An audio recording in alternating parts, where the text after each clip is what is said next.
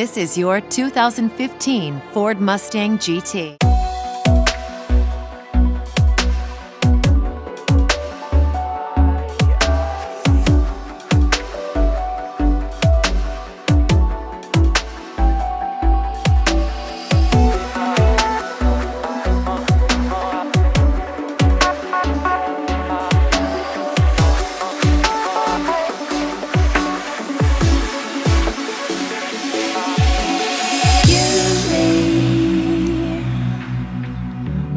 Reasons why I need to hold on to everything.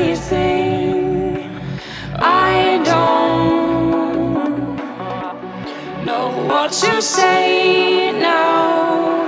I need to hold on to.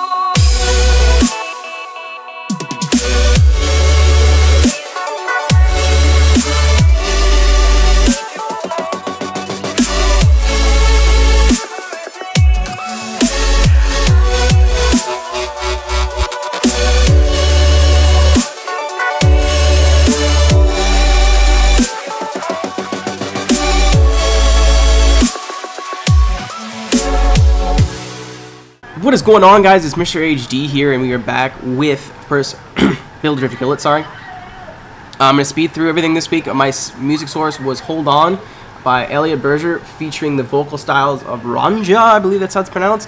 I get my music from non-copyright sounds, also from you guys. If you guys want to send me a song that you've made personally, my email is mrAeroHD@live.ca. Go ahead and send me anything you like.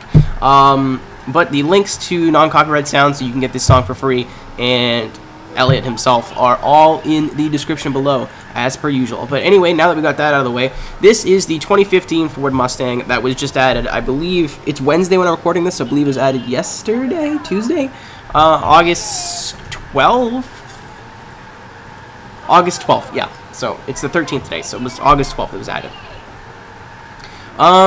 So this car, I initially built it. You guys may notice I did a post tune, because I did a post tune instead of my usual live tunes. It was shit. I usually use sport anti-roll bars because that's something I was suggested by an old friend of mine, and it ended up working on a lot of cars. So I was like, okay, well, I'll use sport anti-roll bars from now on.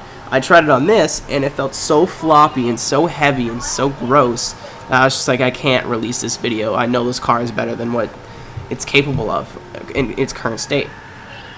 So I ended up going off to just the tune car test drive mode.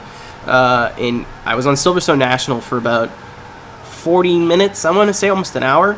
And I put on race anti-roll bars. I also figured out that even though it's 3,000 pounds, the car's 3,000 pounds, I did not need the 640 or 650 horsepower I was running. So I took off the supercharger and I brought it down. I think it's at like 570 or something, like 580, something a little bit more realistic and respectable.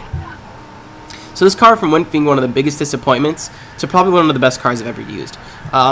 So it's, of course, it runs huge rear tires. I think they're like 315s, and then there's like 3 or 285s or something like that in the front. I don't remember, but you guys had just saw it. I can't talk now. But you guys just saw it, so I don't need to tell you. But it doesn't handle like anything else I've used. It's doesn't understeer. It's more like Forza 4, like anything else. And then people are like, oh no, you don't want that. Forza 5 is a better game.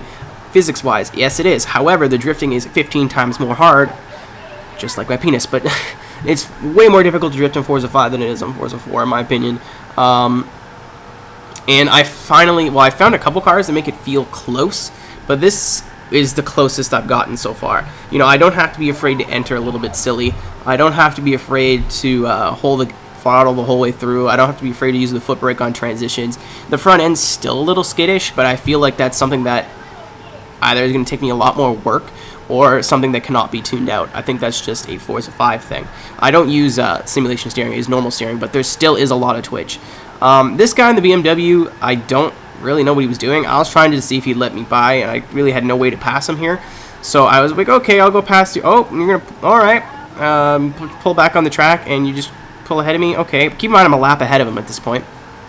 I try to get on him there, and he just shuts it down. So I cut inside of him here. And there's a Super here that comes up. Guy's just a moron. So this is, of course, a brand new car. I don't think it's been released in the game yet. And I want you guys to hear the really, really good sounding 5.0 V8 that they got in this thing. I believe it's a 5.0. Well, regardless of the V8 they have in this thing.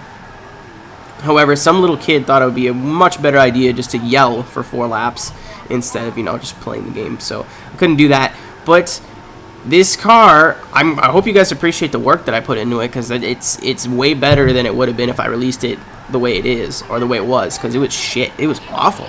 I just sat down and I worked on it, and you may notice a lot of things are a little bit different. Okay, I'm using race anti-roll bars, but the stiff anti-roll bars kind of keep it smooth. I don't know if you guys can notice it, but this looks like some of the smoothest drifting I've ever done on Forza 5. So that's the video, guys. Thank you very much for watching. I will probably do the Rolls Royce next week, so no requests, please and thank you, but you know, I'll also look at them, whatever. Just I'm probably gonna end up doing the Rolls Royce. So thank you very much, guys, and I'll see you later.